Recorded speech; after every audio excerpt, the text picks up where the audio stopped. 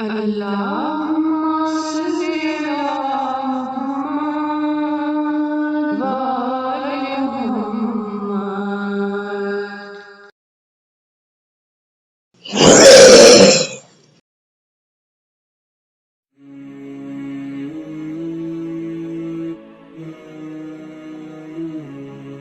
امام حسین علیہ السلام نے بچپن سے ایک شیر پال رکھا تھا جس کا نام ابو الحارث تھا۔ مولا علی علیہ السلام خطبہ دے رہے تھے کہ اسی دوران کچھ لوگ دوڑتے ہوئے مولا علی علیہ السلام کے پاس آئے۔ امام علی علیہ السلام نے پوچھا تو انہوں نے کہا کہ مولا ایک شیر آپ کی طرف آ رہا ہے۔ مولا علی علیہ السلام نے فرمایا کہ بیٹھ جاؤ، یہ شیر کسی کو کچھ نہیں کہے گا، اور اس شیر نے امام علی علیہ السلام کے قدموں میں سر رکھ کر سلامی دی۔ اس کے بعد اس شیر نے چند دن کا ایک بچہ مولا علی علیہ السلام کی خدمت میں پیش کیا۔ شیر نے اپنی زبان میں مولا علی علیہ السلام سے کہا کہ مولا میں اس بچے کا باپ نہیں، اس کی ماں ہوں۔ اس شیرنی نے مولا علی علیہ السلام سے کہا مولا میں چاہتی ہوں کہ یہ پل کر جوان بھی ہو جائے اور محفوظ بھی رہے۔ مولا نے فرمایا کہ مطمئن ہو کر چلی جاؤ، یہ مجھ علی کا وعدہ ہے کہ اسے یتیمی کا احساس نہیں ہوگا، میں یہ بچہ اسے دوں گا جو یتیموں کی پرورش کر سکتا ہے۔ اس شیرنی نے کہا کہ مولا وہ کون ہے جو حیوانوں کو بھی یتیمی کا احساس نہیں ہونے دیتا؟ مولا علی علیہ السلام نے فرمایا کہ میرا ایک بیٹا ہے جس کا نام حسین ہے، یتیموں کی اس سے زیادہ پرورش کرنا کوئی نہیں جانتا۔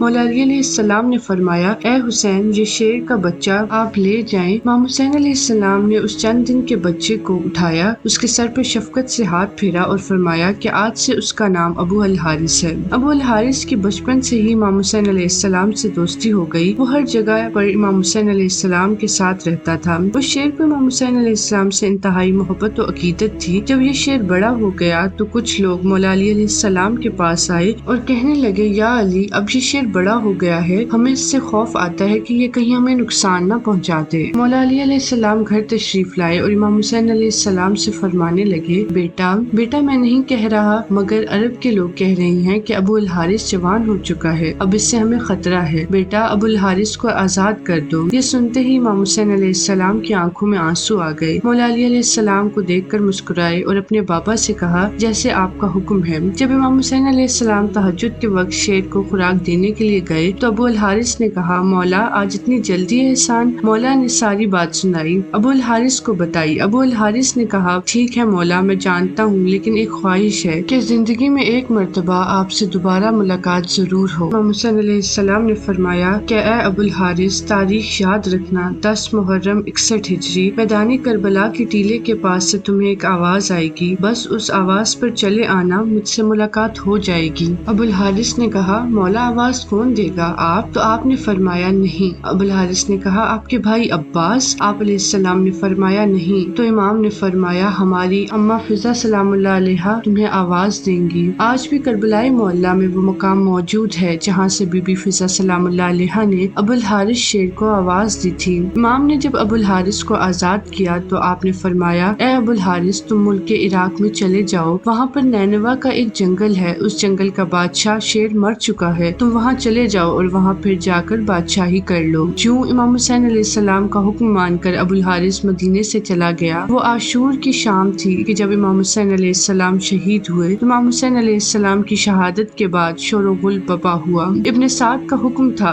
کہ امام حسین علیہ السلام کی لاش پر گھوڑے دوڑا دیے جائیں اور لاش مبارک کو پامال کر دیا جائے۔ یہ آواز سن کر اہل حرم میں قیامت برپا ہو گئی۔ بی بی فضا سلام اللہ علیہا نے بی بی زینب سلام اللہ علیہا سے عرض کی کہ اس علاقے میں ایک شیر رہتا ہے، آپ مجھے اجازت دیجیے کہ میں اس شیر کے پاس جا کر اسے بلا لاؤں اور ان ظالموں کے ارادے سے اسے آگاہ کر دوں۔ جنگل کی طرف گئیں اور انہوں نے ابو الحارث کہہ کر شیر کو صدا دی۔ جیسے ہی بی بی فضا سلام اللہ علیہا کی آواز بلند ہونے لگی تو شیر چند ہی ساعتوں میں ان کے پاس پہنچ گیا۔ بی بی فضا سلام اللہ علیہا نے فرمایا اے ابو الحارث کیا تجھے معلوم ہے کہ یہ ظالم امام حسین علیہ السلام کے جسم اطہر کو پامال کرنا چاہتے ہیں اور لاش کو پامال کرنے کے بعد یہ گھوڑوں کی ٹاپوں سے ان کی لاش کو ناقابل شناخت بنانا چاہتے ہیں۔ یہ سن کر ابو الحارث بی بی فضا سلام اللہ علیہا کے ساتھ آیا اور مقتل میں پہنچ کر امام حسین علیہ السلام کی لاش پر بیٹھ گیا اور آپ علیہ السلام کے خون سے اپنی پیشانی رنگ لی۔ جب کوفی لوگ گھوڑوں کے ساتھ امام حسین علیہ السلام کی لاش پامال کرنے کے لیے آئے تو دیکھا کہ ایک شیر ہے، تو گھوڑے وہاں نہ ٹھہر سکے اور بے بے قابو ہو کر بھاگ نکلے اور سواروں نے بھی پلٹ کر نہ دیکھا۔ جناب فضا سلام اللہ علیہ نے شیر کے آنے کی خبر بی بی زینب سلام اللہ علیہ کو سنائی اور اس طرح لاشا امام حسین علیہ السلام پامال ہونے سے محفوظ رہا۔ کچھ روایات میں آتا ہے کہ بی بی فضا سلام اللہ علیہ نے شیر ابو الحارث کو امام حسین علیہ السلام کا لاشا ڈھونڈنے کے لیے بلایا تھا، کیونکہ یزیدی فوج میں لاش اقدس پر گھوڑے دوڑا دیے گئے تھے اور لاش کو پامال کیا گیا تھا۔